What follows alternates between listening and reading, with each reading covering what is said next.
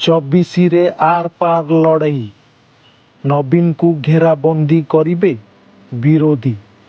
ଏପଟେ ବିଜେପି, ସେପଟେ ନବନିର୍ମାଣ କୃଷକ ସଂଗଠନ।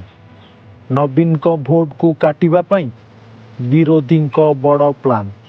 ଖାଲି ନବୀନ ନୁହନ୍ତି, ବରଂ ବବି ଓ ପାଣ୍ଡିଆନ ମଧ୍ୟ ଯେଉଁଠୁ ପ୍ରାର୍ଥୀ ହେବେ ସେଠି ମଧ୍ୟ ବିଜେଡିକୁ ଅଡ଼ୁଆରେ ପକାଇବେ ବିରୋଧୀ। ନବୀନଙ୍କ ବିରୋଧରେ ପ୍ରାର୍ଥୀ ହେବା ପାଇଁ ନବନିର୍ମାଣ କୃଷକ ସଂଗଠନ ମୁଖ୍ୟ ଅକ୍ଷୟ କୁମାର କହିଛନ୍ତି, ନବୀନ ଯେଉଁଠୁ ପ୍ରାର୍ଥୀ ହେବେ ମୁଁ ତାଙ୍କ ବିରୋଧରେ ଲଢ଼ିବି।